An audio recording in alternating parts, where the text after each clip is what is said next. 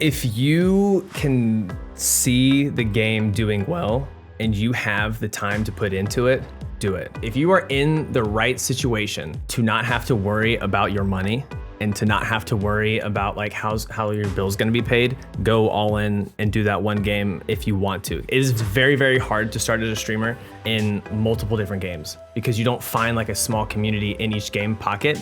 You kind of bounce around and this person that was watching you is gonna stay over here in this game. He's gonna find somebody else. But if you stay in this game, then more and more people come to that spot. Nowadays, you have to put in YouTube, you have to do Twitter, you have to do Instagram, you have to do TikTok nowadays too. It's like, you have to put in, if you're gonna do one game and you're gonna start at the beginning of that game's cycle and that game's life, put in the time to do all of the content as much as you can, especially on YouTube, because if not, there's just no point in doing one game. My branding used to be based around a character and a skin inside the game. And once I realized like my content is solely about the game and not about me, it's like I need to make my branding also reflect that. So I stripped everything down and I made all of my branding completely on its own about myself. It had nothing to do with the game at all. Not because I was going to separate myself from the game, but separate my channel and my actual branding not being linked strictly to that. So when I go to a different game, it's not like, why is your branding this skin? James, OhPee, it's great to have you on. What do you prefer to go by? Either one's fine. Actually, people call me Britton, but not James. So, Stream calls me James. Everyone else calls me Britton, and OhPee is more than fine. Where's Britton come from? Britton is my middle name, and so I grew up with everyone calling me Brit, very short. And when I grew up, I was like, I don't like being called a girl's name. Like I don't like being called that. So I switched it to Britton, and then that's how we went from there. So Stream calls me both, actually all three. Just depends on their mood, if they're angry, if they're happy, if they're talking smack or whatnot. Oh, cool. I will go with, so not Brit, or is Brit? Wait, hold on. Let me make sure I get Britton. Britton? you can yeah, Britton, okay, like the country, but spelled with an O-N instead of an A-I. I will try my best to make sure I stick to that. If I don't, well, so okay. At least everyone else listening, has got an idea. I think for the audience listening, it would be really helpful. It was a member of our community actually that suggested you come on the show because they wanted to learn more about your story. Okay. Could you share where you're at right now? So where are you creating content? What's your kind of average CCV to follower, just that kind of ballpark, so those listening get an idea. Okay, I'm everywhere. I'm YouTube, Twitch, Twitter. I guess you can count Twitter and Instagram. I just actually started with TikTok doing like these really small, like branding help / like small Twitch recording help videos because I never really had anything like that when I was doing it. So it's like, YouTube is a weird place to put that. So I'll put it on TikTok. It's smaller, easier for people to find. It's by itself. Concurrent viewers is kind of all over the place when it depends on like Spellbreak's doing really well, the game that I play, or not. It's in between like the 60 to 150 range. It's very kind of awkward with that. But I'm right in that like right before partner on Twitch area, and I stream every day of the week except for weekends. So Monday to Friday. How often are you streaming? Monday to Friday, 9 to 3. 9 to 3. 9 a.m. to 3. Cool. Mm-hmm. Well, that's super helpful. One of the things we like to do is kind of wind the clock, back, because it's always interesting. Like, how the hell did you end up doing this for a living? Yeah. So, where did you grow up? What was your childhood like? I grew up in Greensboro of North Carolina, which I was born in Gastonia, moved to Greensboro when I was 2, and I had a very basic childhood of, you go to this school, I actually went to a school where everyone went to the same school from kindergarten to 12th grade. And so I knew everybody all the way through. Basic, you go to church on Sundays, you do the things, very Southern family style, right? And then I got to college and I was like, I don't think that college is really the right path there. So that's where I first like deviated a little bit from that like normal, very stereotypical like Southern life of just you go to school, then you go to church, you go to school, then you grow up, you do the same thing, same thing. But very basic childhood. Played sports, did the normal stuff. Were you hooked in? Were you into gaming or tech like way back then? I wasn't. So I was into gaming, but it was more on the side of like arcade games, not necessarily like I bought, I think, I don't even remember how old I was when an Xbox came out. I think I was like 15, 16. I always had a Game Boy growing up. Like my first game ever was Pokemon. It was Red on my little yellow Game Boy Color. And I carried that everywhere everywhere I went. But I was more on like the arcade stuff like Street Fighter. And then like Teenage Mutant Ninja Turtle games in the arcade. We had this pool at our neighborhood, and it just had like 3 arcade games. And even when the pool was closed, those arcade games were open. And so that's where we would just go because you could walk distance from our house and stuff like that. And then I got into gaming, I think more so when Lord of the Rings had an Xbox game, right around the same time that Halo was like really popular. But I didn't play competitive games like at all, period. I played very much like first person story games or kind of like sports games a little bit. And then I didn't play competitive games at all until I think I was maybe like 21. Like at all. I didn't play Halo. I didn't play Call of Duty. I didn't play anything like that until I was like 21, and I jumped on like the Destiny train because it was like half PvE type of situation. And then you've got the PvP side. And I really didn't even do PvP in that aspect at all, period. So not competitive games really, but what happened when you didn't go to college, you mentioned. So did you? Right. Well, I went to college and I got like 2 years in, and I was like, this is just not what I didn't know where I wanted to go. And so I was just like kind of switching. I started graphic design, and then I did a lot of like hospitality stuff because my family comes from a restaurant management background. And so I was like, well, maybe I'll just do that and just kind of fit into like the normal background and do that for the rest of it, because it would be like an easy transition into a job because my dad was high up in that space. So it's like I could just do that, but I decided not to do college. It just didn't feel like I was going where I wanted to go, even though I didn't know where I wanted to go. When you made that decision, how did your parents feel when you were like, I'm going to college? Did you even tell them? So yeah, I did tell them. So I grew up, my dad always telling me, you're not going to work in the restaurant. You're not going to work in the restaurants. You're not going to work in the restaurants. When I was 14, I was like, hey, so if you guys aren't going to like buy me a car when I turn 16, I probably need a job. So let me get a job at the restaurant. And he was like, you're not working at the restaurant. Well, that didn't last very long. So I worked at a restaurant at 14, started going up and through there. And so when I told them, I was like, well, I'll just work. I don't really need a degree to work with you in the restaurant. I'll just do that. And he was not happy. Did not want that to happen. He just wants something different for you? He wanted something different. Yeah. So like, I think, so he grew up, very artistic, and he actually got a degree in ceramics, not in like restaurants or anything like that. And he didn't do what he wanted to do, and so he didn't want me to do what I didn't want to do, type of situation. And he knew that like restaurants were long nights, long weekends. You're not really with your family a lot, and he just didn't want that. So, and I did end up doing that, and he kind of got over that. But that was kind of that's like the how irony. I was like, it's the irony of that is he was trying so hard to protect you from that, right? And you actually ended up going into that. And I went and I was like, I'm just gonna. It's because at the time I was very much like, I just don't know what I want to do. I don't know what's going on. I want to take a break from like school, even if I want to come back to school. So I was like, I'll just come work for you and do that, and it'll be fine. It'll be fine, and I'll be, because it was something that I grew up in because my dad did it, so I knew it very well. It wasn't like a hard job for me to do. I knew exactly what was going to happen, like what to expect, because I grew up again with him doing it. So it wasn't like there were any like surprises there. But he was not happy with that decision. My mom, I think still to this day, would rather me still go back to college. My dad, they both love that I do what I love, but I still think they would like that cushion a little bit. It's safety, right? It's what they know as well. Yeah, they don't it's a really safety understand this side. They've not seen this side play out yet. No, they don't. And they like every time I like hit like even if it's a small milestone, I'll tell them, and they'll get like super excited, and every time I see them, and they'll ask me about how things are going. So it's a good like support system there with that, which I know a lot of people don't. So you made the decision. You're not going to college. You worked in a restaurant for a while. You're still in the restaurant when you're starting to play Halo and things like that, or COD at the time?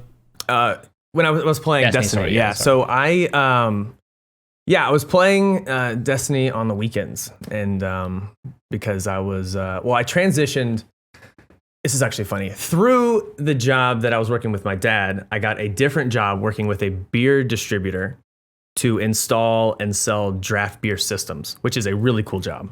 I get to travel. I get to taste beer whenever I want to because I'm like testing, right? I'm testing the beer to make sure it's pouring correctly and all this other stuff. So I get to travel so I'm in North Carolina. I get to travel to Virginia, Tennessee, Kentucky, South Carolina, Georgia, Florida, all these places, and just like go to like the Braves Stadium. Like we put the draft beer system in the Braves Stadium in Atlanta, which is cool. Or like the Tennessee Titans. So we get to go to these really cool places. But that's kind of when, before that is when I started streaming. But during that, I had like a work accident. I don't know if you want to get into that now. Definitely do. I also want to know when you started streaming or why you even started streaming. So I didn't want to jump ahead to you. Sorry, I skipped a couple of years there.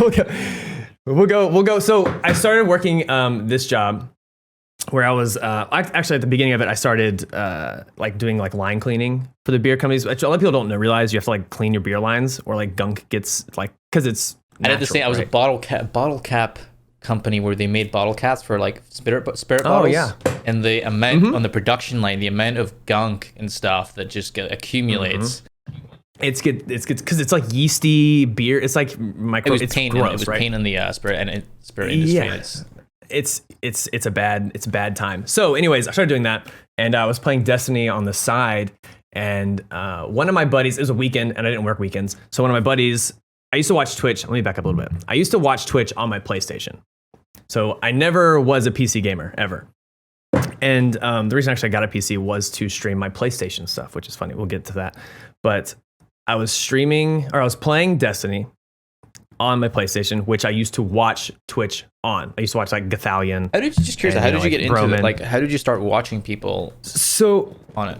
I started watching it. I think I saw like a tweet of because I was trying to like find out when the next raid was or whatever it was, and I saw a tweet from Gathalion, and I was like, well, I don't think at that time there was an app on your phone. There might have been. I don't really remember. At this point, it was like, I don't know, 4 years ago. There probably was an app on your phone, but I knew it was on my PlayStation because it was on like the front page. I don't know if I downloaded it at some point or if it was there and I just saw it. So I signed in, linked everything to it, created my name, blah blah blah, blah, which was not ItsOhPee at the time, and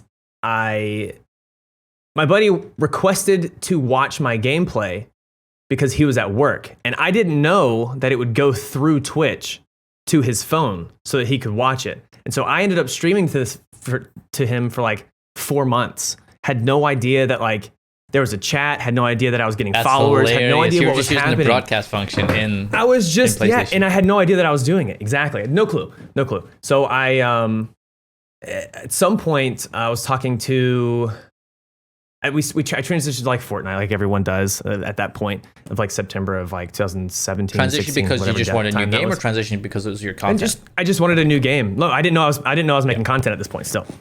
And so one of my buddies, a different friend, was like, I wonder how hard streaming is. Because I feel like all these people are just popping off and they're doing all these things. And I was like, it can't be that hard. I was like, then there's no way it can be that hard. I was very wrong at the time, very naive to the whole situation. And so I went on Twitch on my phone, and it was like, you have an account with this name or with this email. And I was like, I don't have an account. I don't remember because I'd never really paid attention to the fact that I actually had an account when I was watching because I didn't like type or anything like that. I was just watching the streams. And I went to the page and it was like, you have like 43 followers. I was like, what is this channel? Like, what is going on? And I went to like my past broadcasts and there was like a Destiny stream. And I was like, what is, I don't understand. There was like clips and not a lot. There's like maybe 3 clips and it was all from the guy that wanted to watch my stream, and the whole time he knew that I was on Twitch. That's hilarious. He'd been watching me through Twitch, but never told me. And so at that point, I was like, "Well, what are like the milestones to get to like the monetary value, and like how do you do all this?" And it was like 50. I was like, "I'm at 43. I'll just go and see how it goes." Little did I know those 7 followers would take forever. And at this point, you started to go. I knew. Yeah, I was like, okay, right. And then I realized on PlayStation, you can actually like bring in a chat on the side. I don't know if you've ever seen someone stream from PlayStation, but like on the right side of the screen, it'll pop in your like little icon will be on top. It'll tell you how many people are watching. stuff like that. So then I started like realizing, okay, I can do this. I don't have to have a PC. I'll stream this. I'll play this. And then like, it just started to like click. This is something that I really, really, really like to do. Maybe not like, because I didn't know the people that were watching unless they were friends. Because like people don't always talk on Twitch if they don't know you. They just like kind of watch and sit there, and which is fine. But so I knew the people, and so we started talking like, is this something that I could actually do? At the time, since I was doing the traveling with the beer stuff, it was only on like Sundays, or only on like if I was in town on Tuesday, Thursdays, and then Sundays. But I made sure that it was like I have to do at least one day a week at the same time, so that people know exactly where to find. And how long ago was this? Just so I did like one how day. long ago? So I started streaming. So I actually just hit my 3-year affiliate date on January 2nd, and it was probably like September-ish of the year before. So 3 years and maybe like 3 months or so. Yeah. So not too terribly long ago. But yeah, it was a weird, very strange beginning to that. So one of the things you mentioned was like you had already had like 43 followers. You needed like 7 more followers, yes. And it was hell to get those. It was hell just to get. I think it was maybe because like I knew people were watching at that point, and I was being weird about it. Maybe like I don't know what really happened. Or it was like I started pushing the fact that I was streaming. I don't know. It was like one of those when you don't know something's going well, you do better type of situations. Once you like know something's like happening, you kind of start like kind of getting freezing, awkward, putting this pressure on yourself. Right. You like get in your head a little bit too much, which is something that I definitely do not do anymore. But yeah, it was a really awkward like transition from those realizing that I was streaming and then trying to force myself to not realize that I was streaming to like make myself feel more comfortable, I guess, if that makes totally sense. Does. So you were doing this every Sunday when you could, outside of the gig when you were traveling. Had you switched to Fortnite at this point, or was this way before Fortnite? This was so. When I switched to Fortnite is when I realized that I was streaming. Okay. Yep. So after Fortnite, yeah, is when like so the balls are going. You're like, you know what you're doing now. How long were you just on this like no one's watching me train for? I'm not getting any viewers or followers. Ooh, outside of friends that would maybe come in every once in a while. I a long time. I don't even know. Probably like 6 months before I was like, I actually need to figure out why or maybe how to get like a wider community. It was something like, it wasn't really, honestly, it's never really been about viewers to me. Like it's more like, I guess it is about viewers technically, but it's more about like people to like talk to. Cause like streaming to me is like really awkward and hard when there's no one to talk to. And so it's more about like, hey, I need more people in here so that I can actually talk to people and make the content better. Not necessarily like I need the number value, if that makes sense. Like it's way better for me to have like 20 people and all of them talking than to have like 300 and nobody saying a dang word the whole time. So I would have those people in my stream, my buddies, and so it would make it feel like there were more people. And then once I started getting more followers, they would kind of drop off. But then there was like, it felt like there was no one watching because they weren't there and the other people that were watching weren't really talking. So it felt worse. It was no longer that kind of like so homie feeling, like fun with my friends. Right. Like, yeah. Right. And that was only with like 7 to 8 people watching, but they were like at work or whatever they were doing. How long were you on this? I'm only doing this once a week. When were you able to break out of that? I was able to break that when I had a knee accident at work in October of 2018 on the 16th, which we actually have like a bit command in for 1016 where I have to like squat my chair because it like helps my knee. That's right? So good. I love how you've incorporated that. Yeah, it's actually, they love it and I hate it, especially on its anniversary.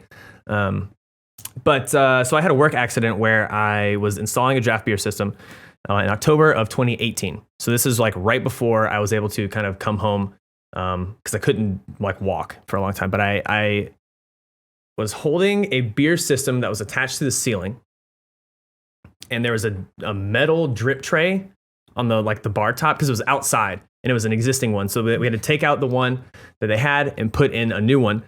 And I was holding this this draft tower, which is a T. It's an upside down T, and it has 20 taps on this side, and on the other side it has 20 taps as well. So I'm holding it still while my buddy is my coworker is unscrewing the bolts, but one snaps. The very last one snaps, and this like 200-pound T comes like falling, and I didn't really pay attention. You weren't even prepped for the load either. I was not prepped for the weight at all, and so my foot slipped off the back of this because we were on an island outside, and my foot slipped off the back, and my knee hit the metal drip tray with like a stainless steel edge, and severed my patellar tendon right in half and hit my kneecap. And so at that point, I couldn't walk for like 4 months, and so work was like, you could do like paperwork, but all their paperwork was based in Tennessee, and so I wasn't gonna like drive to Tennessee every day. So they were like, you can just stay home, do whatever you want, and we'll continue to pay you. So at that point, I was like, well, I love streaming. I could only do it 1 day a week, really. I'll just go from there. Luckily, the game that I currently play and do really well was just starting to like be in development. It was in pre-alpha in June of 2018. So right after I started recovering, and I could walk up and down the stairs, because I slept downstairs. I sat downstairs that whole time. Right after I started recovering. How long was that process? I could walk upstairs. Like where I could walk? It was like 4-ish months before it was like I could walk around without pain. Were you streaming at all during that 4 months, or? I was streaming some. So I started streaming. I would still stream like once a week, but it was like really hard to get upstairs for like the first month. And then after that, I could get upstairs and sit here and stream every day if I wanted to. But it was like really tough to do it more than like once or twice a week still. I'd say probably like around New Year's is when like I could come up here and stream every day, Monday through Friday, and feel totally comfortable this is like without 2019. like doing anything. Yeah. January 2019 is probably when I started like actually doing really, really well. Because I found myself in this community. The game actually was not available to stream until the NDA lifted in February 12th in 2019. So it was like perfect timing to get into this. Were you thinking about that strategically, or were you just like, this is a fun game? So it was a PC game only, and I had only played PlayStation games. And so I got the game, and I was like, well, I saw a Twitter video in November of 2018. I was like, this is going to be a really cool game. I'm seeing like flying boulders with fire on them going across this giant lands with wizards flying around and all this craziness. It kind of felt like Avatar a little bit. And I was like, but I don't play PC games. So at that point, I kind of put it on the back end, and because my PlayStation was downstairs, I didn't have a PC. Oh, I had my PC, not this one. I had the one that's on there. And but it was only to stream that 1 day a week, my PlayStation recording, and I got the PC for like $700 from a buddy, and it didn't run the game like at all until February, and I got a new GPU.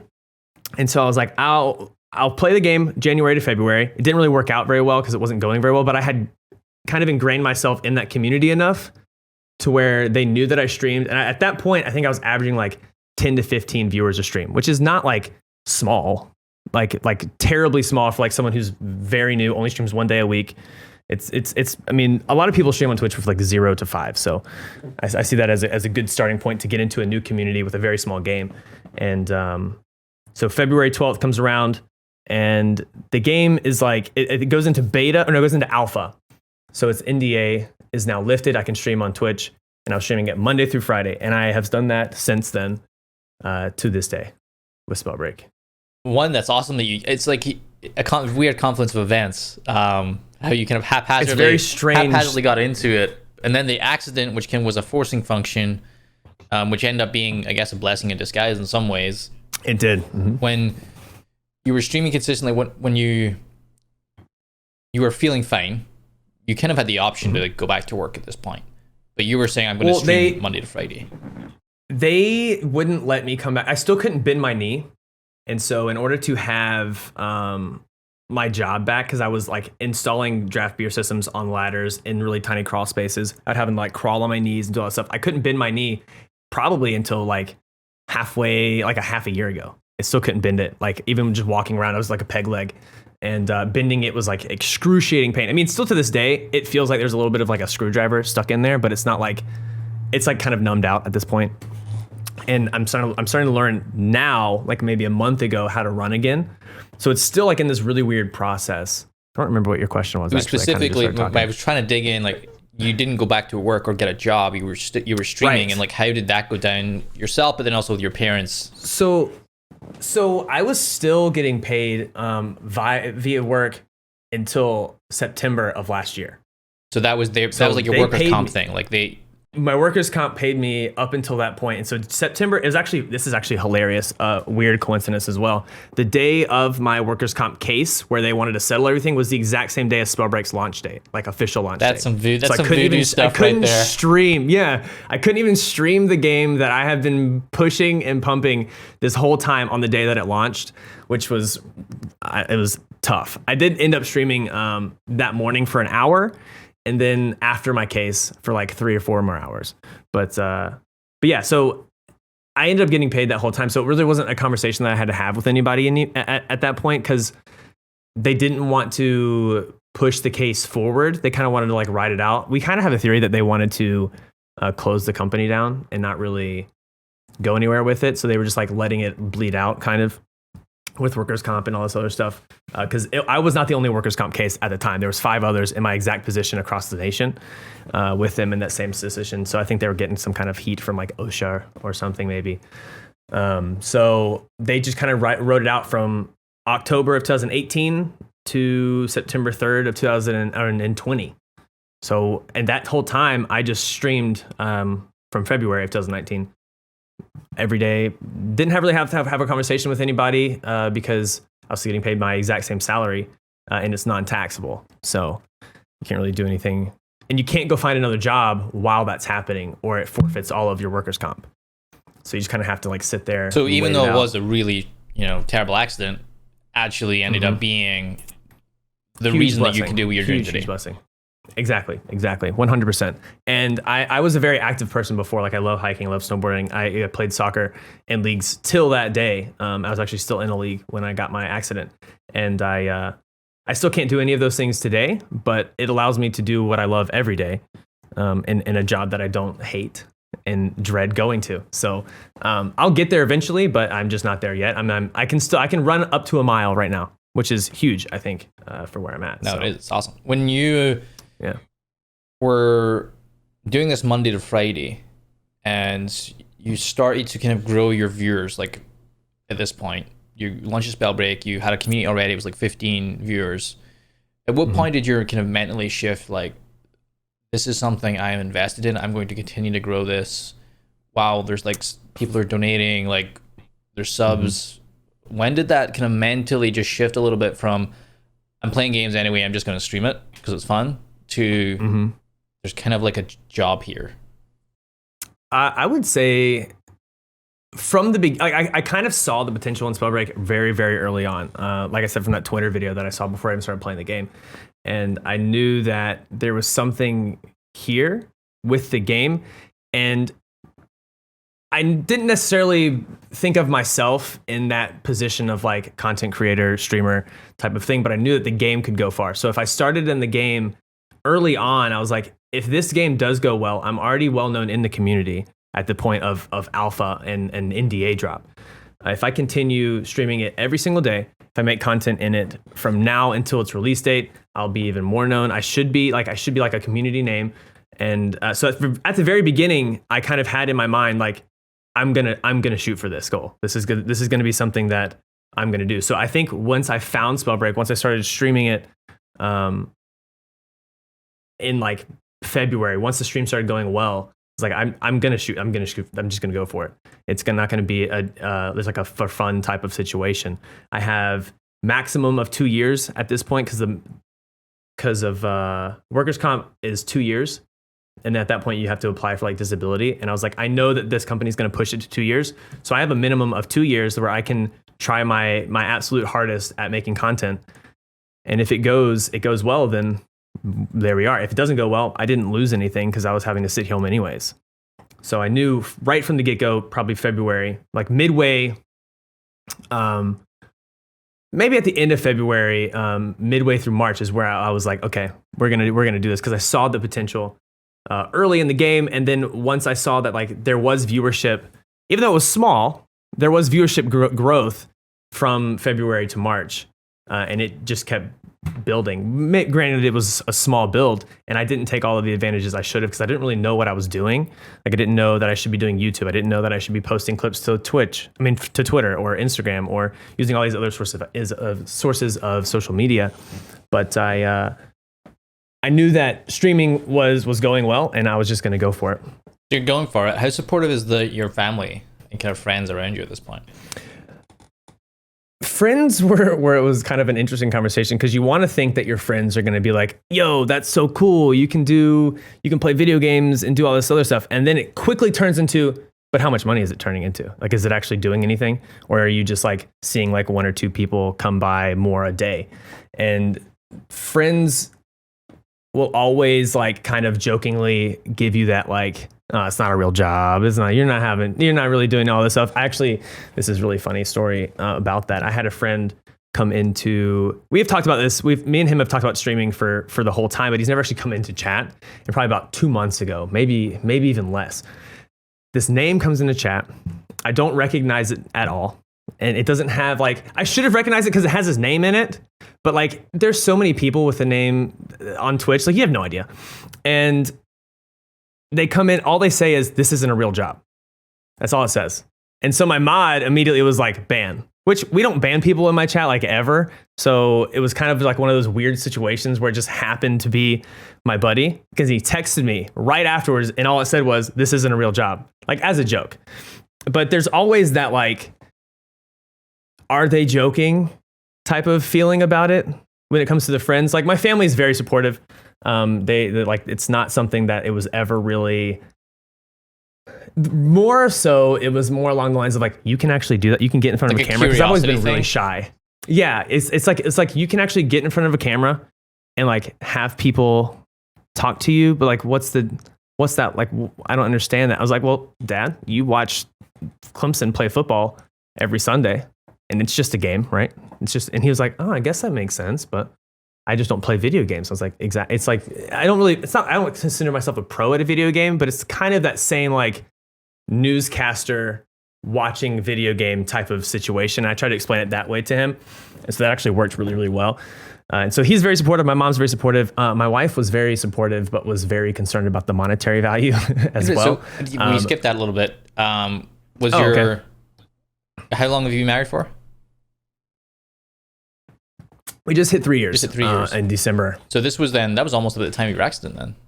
Is when you got married. Yes. So it was the year before. So we got married December of 2017, and my accident was October of 2018. So we hadn't even hit a year yet of being married. And so it was kind of a weird transition, I would say, because the first year of our marriage was, we bought a house in April of 2017, and our whole first year of marriage was building the house up, like finishing the house. And then I get injured and we're still finishing the house.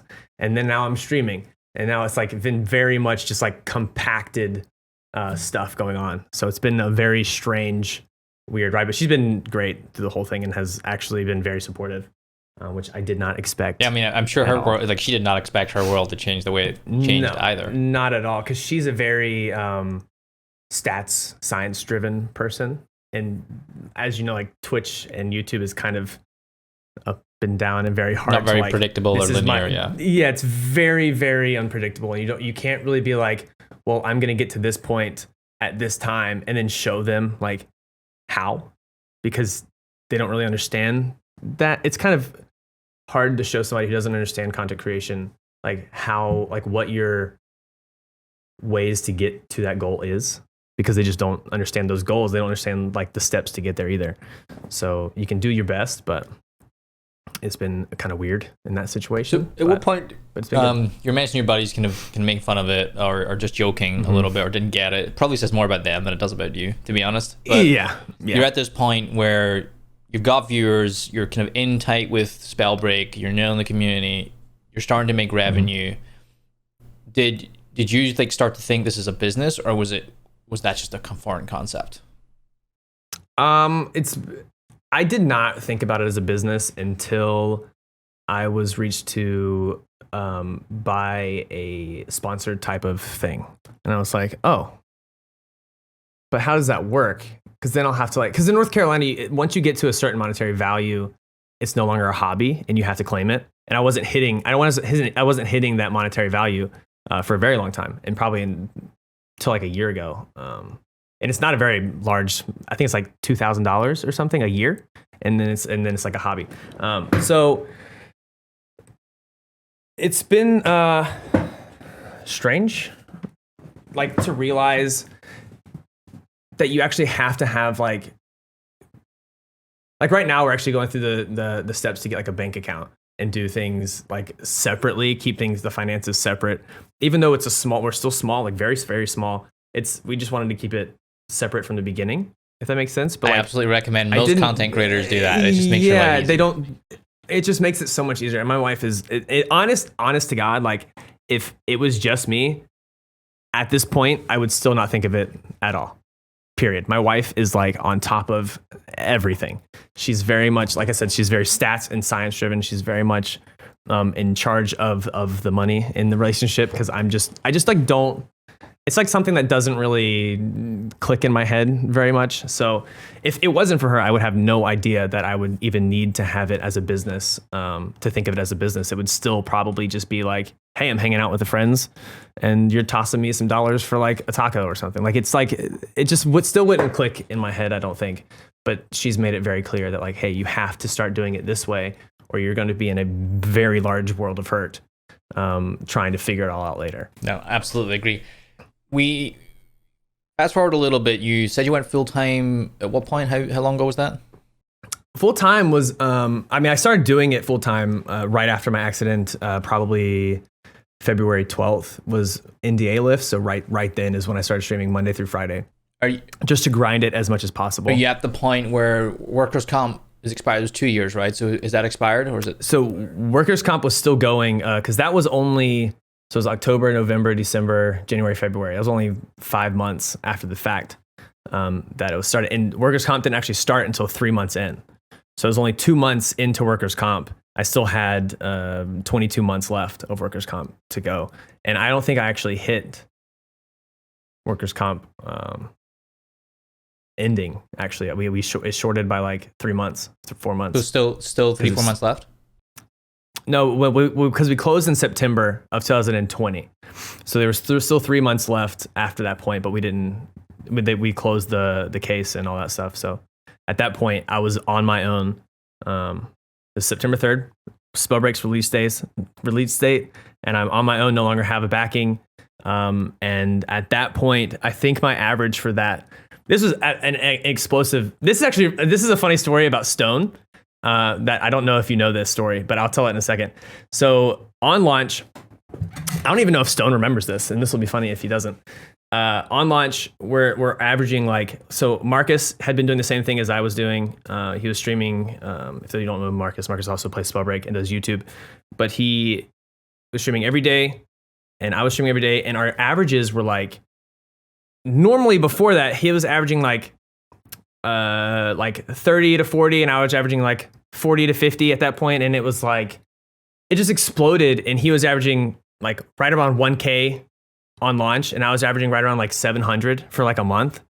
And at that point, I get these two people that come into my chat. One of them didn't talk, and the first one does talk. It's not a partnered streamer. It's this guy named Stone Mountain, like 87, not the right numbers at all. And I'm like, okay, I know there's a Stone Mountain, but there's no way. And I was like, thanks for the follow, Stone Mountain, blah, blah, blah, blah. And then another one comes in, and it's like Stone Mountain 64. And I'm like, yo, Stone, thanks for the follow. And my whole chat's like, are you a moron? Like, do you not know who that is? And I'm like, I have no idea. I know that Stone Mountain's a streamer, but I don't know his numbers.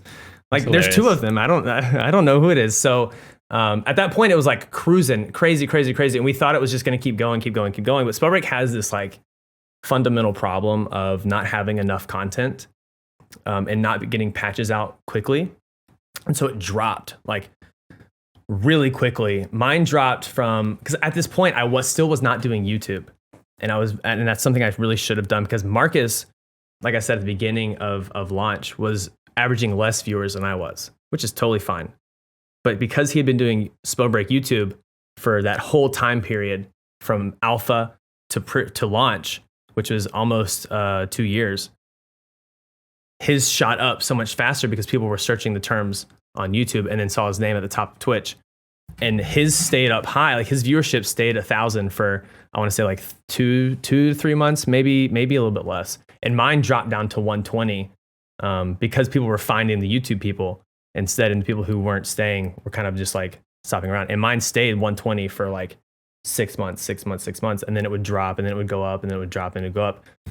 And every time like a patch comes out, it pops up again, and then it drops down, and then it pops up, and then it drops down. So it's been a really strange like experience because you get this doubt in your head a little bit about like, is it me?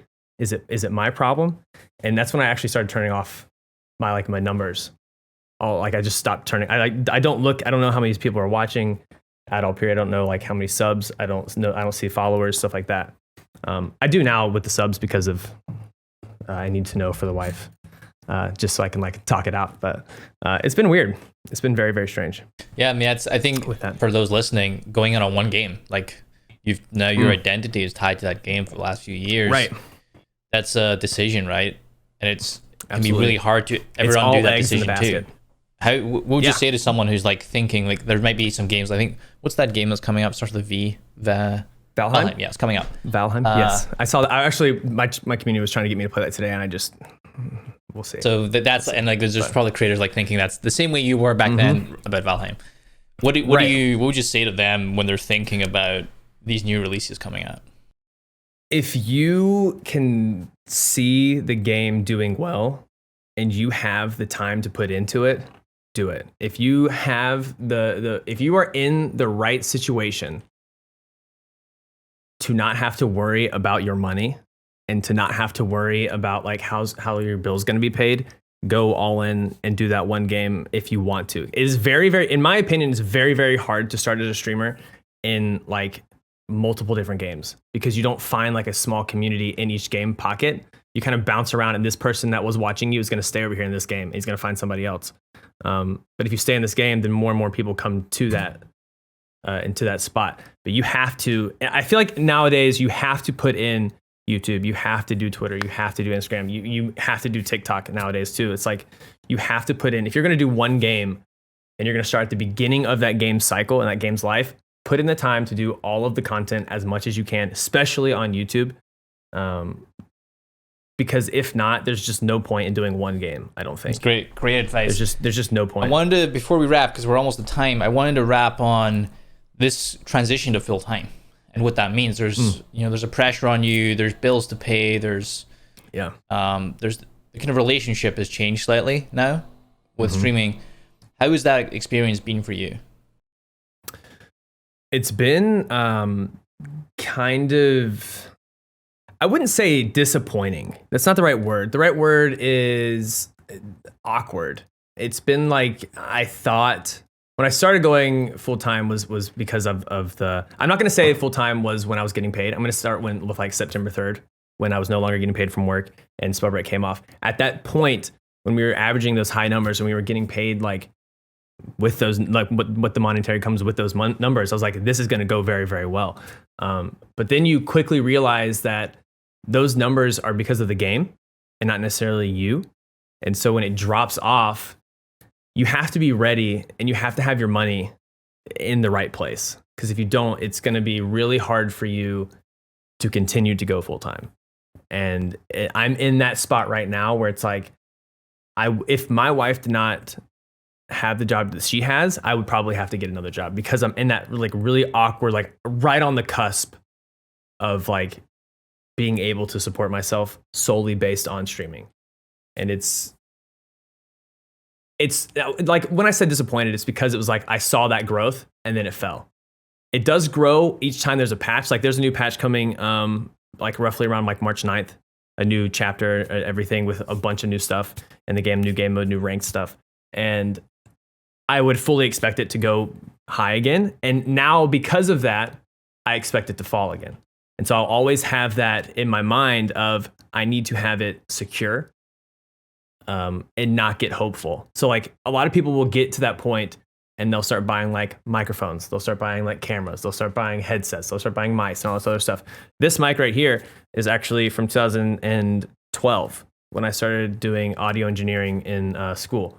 And I wanted to upgrade it, but I'm kind of terrified that it's going to like kind of keep doing like the ups and downs thing. So it's kind of in this weird spot of full-time, yes, but I don't know if it would be full-time if I was on my own. And it's an interesting thing. I think sense. One insight or lesson that I've found over the years on that one is you want to drive affinity to you, not to the game. And right. That's I think the thing is you're making more content and kind of spreading out your wings a little bit is driving that affinity to you rather than purely Spellbreak, because then you're a little more resilient in the times when those peaks and troughs. Absolutely. This is a funny story about the branding. Is my branding used to be based around a character and a skin inside the game. And once I realized like my content is solely about the game and not about me, it's like I need to make my branding also reflect that. So I stripped everything down and I made all of my branding completely on its own about myself. It had nothing to do with the game at all. Not because I was going to separate myself from the game, but separate my channel and my actual branding not being linked strictly to that. So when I go to a different game, it's not like, why is your branding this skin? Why is like, it would make more sense to just kind of like be fluid around. And when I go do content on like I said, my TikTok is all about like how to grow, what you need to do, your branding, all of like the content that you need to be putting together and where you need to be putting it. And that doesn't really make sense when you have like all your branding based on a game, you know? So I'm starting to diversify myself away from Spellbreak. And it's not because I'm leaving Spellbreak. I'm going to always play Spellbreak, but it's just to like for security purposes. And it's the right thing to do. I guess it's the right thing to do. There's that, your community will eventually understand, but there's always that friction that you're trying to manage as you're making that transition. There was so many great insights for any new aspiring creator in here that I would recommend not just listening to this once, but listen to it twice. I think in a real appreciation for the journey, but also like enjoying the journey and having fun is best you can in the beginning, because when it becomes a job, your emotional relationship starts to change a little with it, and you start fighting yourself. Absolutely, and people don't realize that either. So when they're starting to do it. Well, thanks for coming on. Really appreciate it. Thanks for having me.